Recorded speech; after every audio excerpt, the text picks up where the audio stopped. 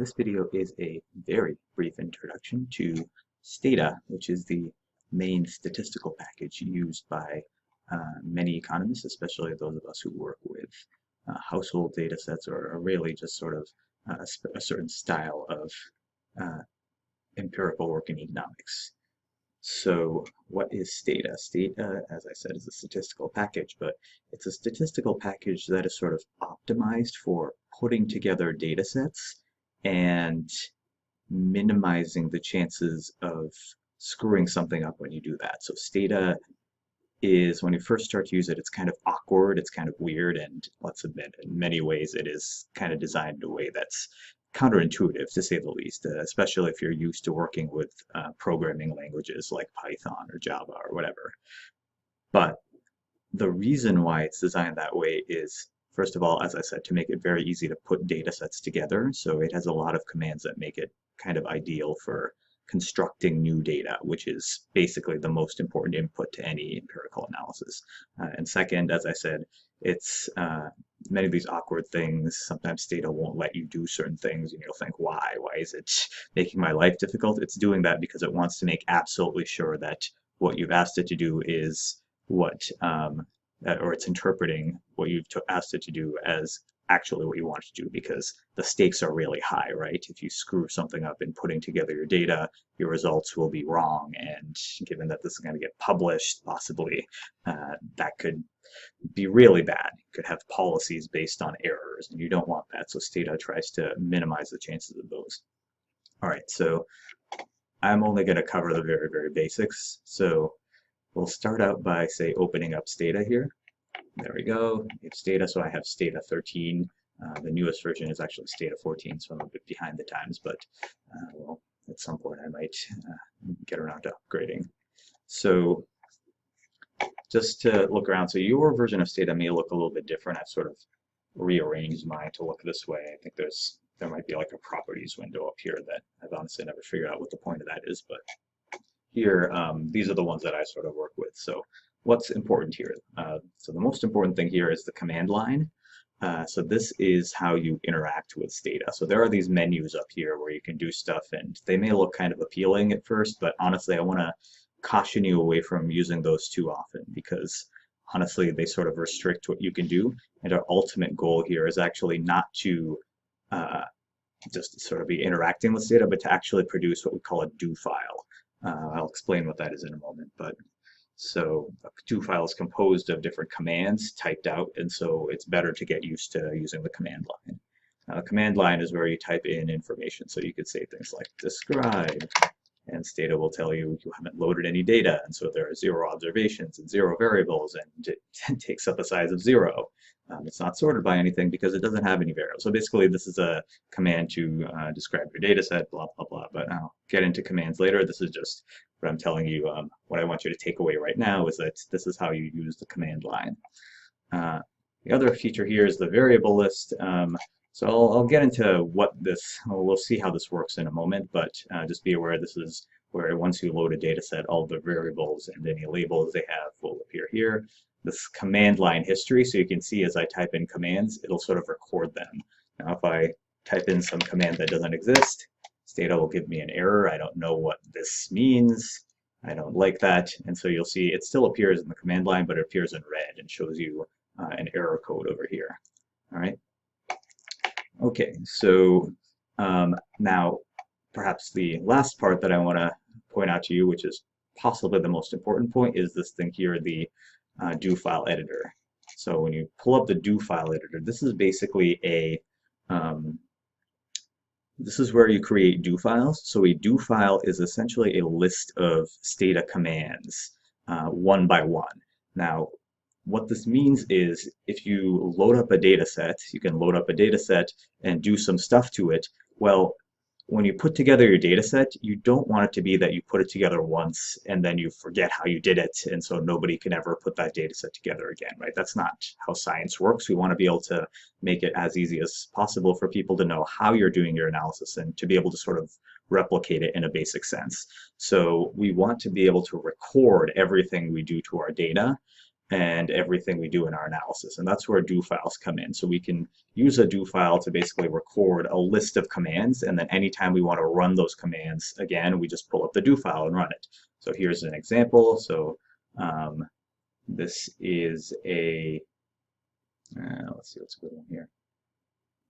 So this is a do file from my election manipulation paper with DJ. And so we have, I won't point out what these are.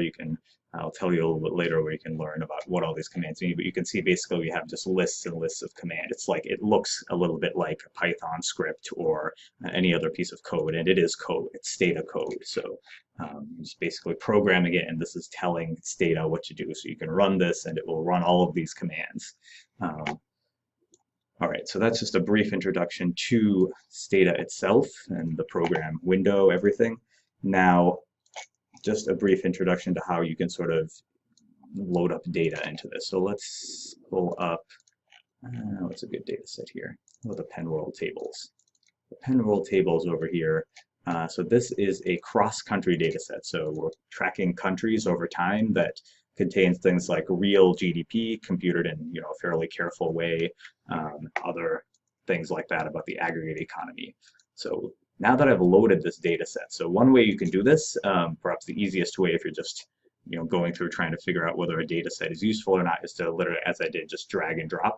Now the other way is to actually type in this command here. So if I just typed in this command, it would do exactly the same thing. So if I were to clear this data set, make it a little bit clearer. So now there's nothing in the variable list because it's empty. I pull up the data set, I type in that command, and it'll load it up, right? So this is saying use the data set located at this location named pwt 8.0.dta, right? If you're at all familiar with a command prompt, say with MS-DOS or whatever, it's very similar to that. Or if you've ever used Linux, again, it's very similar to the bash. All right, so now we have a list of variables here. So these are all the variables in our data set, and we have, if you have a data set where the person who created it chose to label things, let's see, these variables may have labels as well. So we know that RTFPNA, whoever created the data set said we should think about this as TFP at constant national prices, so total factor productivity at constant national prices, normalized so that the year 2005 equals 1, right? And this is just text. There's nothing special about it. It's just whatever the person who created the data set wanted you to know about this variable, right? So once you pull up a data set, if you want to sort of figure out what it looks like, one very easy way is to use the browse command. So when I type in browse, it's pulled up a window like this, and this might look a little bit familiar. Now it looks a little bit like a Excel spreadsheet, and in some ways you can sort of think about a Stata data set as just a big spreadsheet, right? So each of these columns is a different variable, each of these rows is a different observation. So for example, this row here is Angola in the year 1977, and so we know it had a real GDP of this. Real GDP measured a slightly different way as this. So this data set measures GDP in like 20 different ways. And then you can go through and see all of this other stuff. So we have like a market exchange rate given here, extrapolated, blah, blah, blah. Anyways, so this is how you can look through your data set, right? You can go through all sorts of stuff. So there's a bunch of other stuff you can do out here. I'm not going to get into that, but you can play around with it. Next thing you might want to do is learn a little bit about your data set. So I'm going to walk through just one or two commands that are kind of useful here. For a more extensive reading, refer to the tutorials that I'll describe to you in a moment. So I've just showed you the browse command. Another is the summarize command. So you can just type summarize, and it'll give you a summary of every variable in the data set. So for example, so this is the year variable, which it's not terribly useful to run summary stats on it, but nevertheless it tells you a year is recorded for 10,354 observations. The mean of the year is 1980.5. That means absolutely nothing, obviously. It doesn't make sense to take the mean of years, but there it is anyways. The next variable here is, I guess, the real GDP computed from expenditure side. And so here we have fewer observations, so some of them are missing. They weren't able to calculate GDP for some countries in some years. Here the mean is a lot more useful, so this tells us This is the average GDP calculated in this method within the data set, and so we have a standard deviation in max. And so that's how the summarize command works. Another thing you can do is type summarize, or you can actually type sum for short. So this is something in Stata that's can be useful, can be infuriating, which is that it allows abbreviations for many commands. So if I type just sum, it does the same thing. It's just I don't have to type as much. But I can type sum, and then I can pick one or more variables. Suppose I'm interested in exchange rate, in share of household consumption at current BPPs, and price level of capital formation. Why not? And then it just gives me the summary stats on those three variables. Right. Last, another variable that might be, or another command that might be useful is the describe command. I think I showed you this a little bit earlier. So this is just a useful way to get a sense of what your data set looks like. So it'll give you the number of observations or variables, the size. So this is about a 2 megabyte data set. And it'll show you for each variable, it'll give you the name and the label, which isn't as useful because you've already got it here. But what is more useful is it tells you the type of variable it is. So is it an integer? So years are integers, right? Whereas real GDP, this is a float, which really just means that it can take on values between 0 and 1, or really just sort of decimal values. And then it shows you that there are some variables like country, the name of the country, that's a string, right? So that can be kind of useful to know.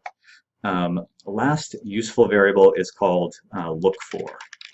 This variable is, or this command is useful when you are looking for a variable. You don't quite know what it is. Maybe you pulled up a really, really big data set. You don't really know it very well. And you want to just say find any variable that's related to some idea. So you can just basically search. So whatever you type in here will be searched. So you'll search the names of the variables and the labels. So if I type look for GDP, what does it pull up? So it pulls up expenditure side, real GDP, output side, basically all these things that contain GDP in either the variable name or in the label. All right, so that can be pretty useful if you're looking for variables of some sort.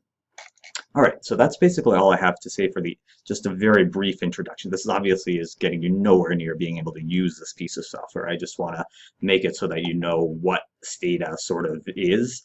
Now, if you actually want to delve deeper into Stata, what I suggest you do is, as always, turn to Google. So if you go to Google and you search for Stata tutorials, and basically these first two things that come up are actually could potentially be quite useful. So here, so the company that made Stata, Stata Corp, has a bunch of video tutorials. So you can pull these up. So this is probably something very similar to what I just showed you, right? These are obviously a lot more professionally produced than what I'm doing here, and they go a lot more into depth, right? So you can just pull these things up and sort of look through everything. If you want the basics, if you want to do like, making advanced graphics, etc., you can find it all here. The other link is the second one, where Stata Corp has compiled a bunch of other resources. So you see there's all these official resources, so the technical support, Stata list. So the Stata list in particular is great if you have a question how to use Stata. And the video tutorials we just linked to, public training courses, etc., etc. But these ones here, these user-written resources, can also be really valuable. So for example, I've had students use this Princeton training, this other Princeton training. So you can see there's a lot of people who have created tutorials for Stata. So this can sort of help you get introduced to it. All right, so happy Stata-ing. Best of luck. Let me know if you have other questions about where to look for further resources.